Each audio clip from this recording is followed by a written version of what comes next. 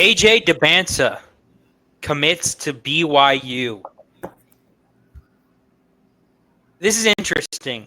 I think this is BYU's highest recruit ever. Pretty obviously, I mean, one of the highest recruits ever. You know, all three of us don't really know a lot about him. He's a high schooler, and we mainly focus on college players. But guy who's very hyped up. I've heard some people say he's better than Cooper Flagg, which I'm not sure how true that is or not. But AJ Dybantsa, or as the First Take host called him, AJ Dybantsana, goes to BYU, package of $7 million. $7 million. Look, we're not all three of us, we're not part of the BYU community. We are not Latter-day Saints, but if you would let us, BYU fans, we would like to be honorary Latter-day Saints. You know, maybe throw us a little bit of that money because the NIL money between paying Yegor Demon and Cannon Catchings over $3 million, and then AJ Dybantsa getting $7 million, we'll slide up to Provo. We'll slide up fast to Provo, Utah. Vlad, I think you know a little bit more about AJ than two of us. Kind of describe for me, his game and how he projects. Yeah, he's pretty much the complete package. I mean, given why he got $7 million. Personally, I do kind of like him a little more than Flagg, and I loved Cooper Flagg. I just think where AJ's at right now, at least physically, he's also pretty big, along with being, I want to say like 6'8" or 6'9". He can do pretty much everything: shoot, drive, dribble, pass, defend. He's long, so I mean, I would expect him, barring injury or I don't know, unless someone else pops up that has a crazy season next year, I would expect Dybantsa, I don't even know how to say his name, to be pick one in 2026. Yeah, would agree. I think that's a good shout. Dybantsa, obviously a high scoring wing, reclassified from 2026, so he's really young. I think he's, like you said, a surefire number one pick in the NBA. And BYU got a little bit of a stud here.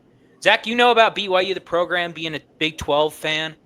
So just describe in what direction this team is going, because it seems to be kind of a new era for the Cougars. Yeah, I mean, I think it's a new era for them and a lot of other schools on that level. I mean, we saw it with UC and Sean Abayev, 5-star guy. I mean, that's not a guy UC or BYU is getting 2 years ago, right? Right. So, and I'm sure, it wasn't anything close to $7 million, but I'm sure he got a lot of money. We saw UC almost get Isaiah Collier last year. Or I guess 2 years ago. But yeah, I think for programs like BYU, I think BYU is a little different. They have a lot more money, or people that are willing to give them money than people realize, even though it's not a traditional powerhouse program. They have practically a whole religion funding them. So trust me, they have whatever they want to spend on whoever they want. And I like, in a more basketball manner, I like the direction they're going. I like the hire with Kevin Young.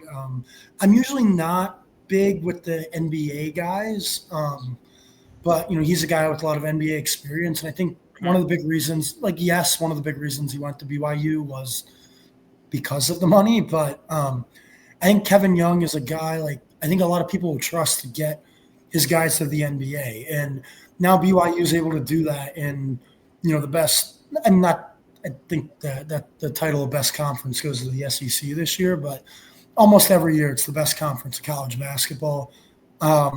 You're playing on the biggest stage. You get the best competition. You play against the best players.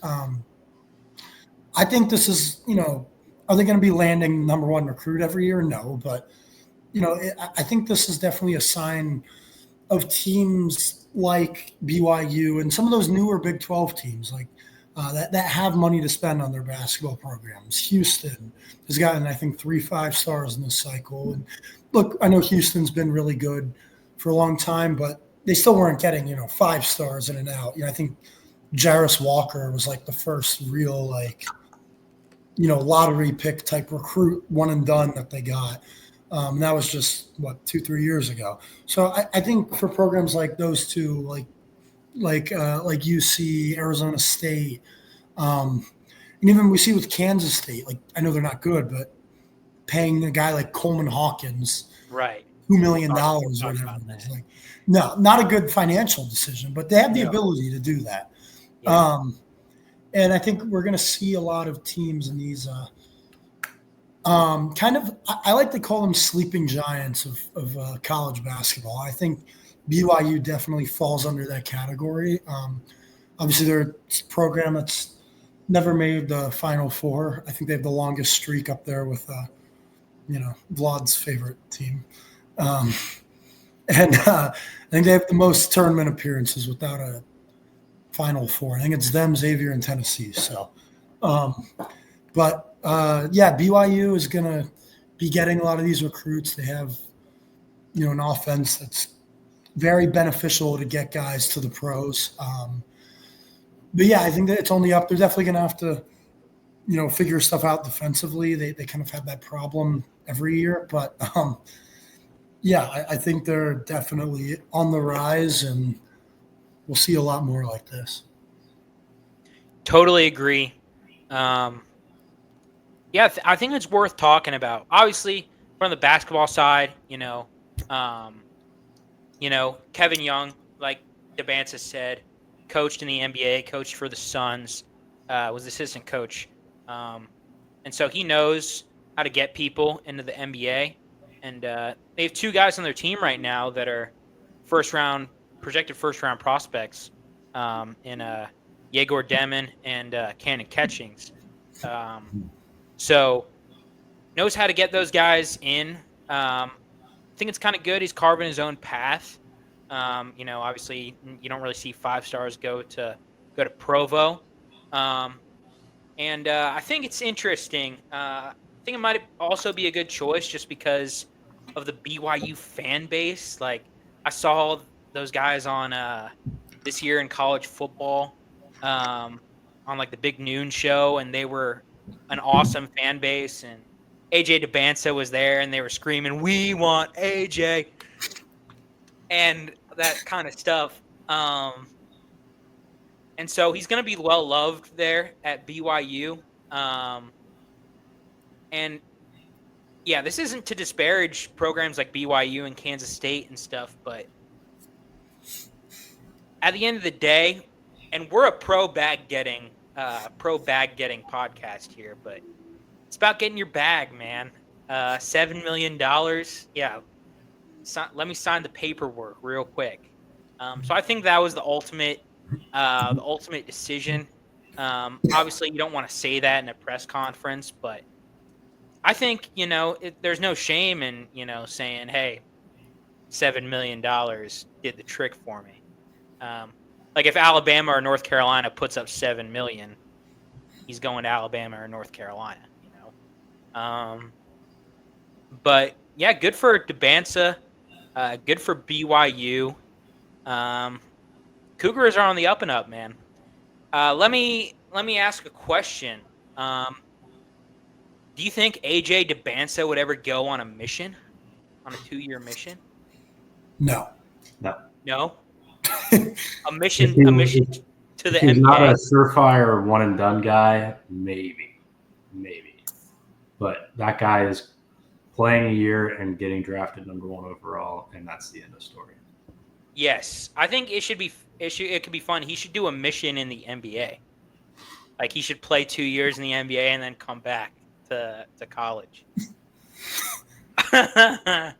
Anyway, congrats BYU fans.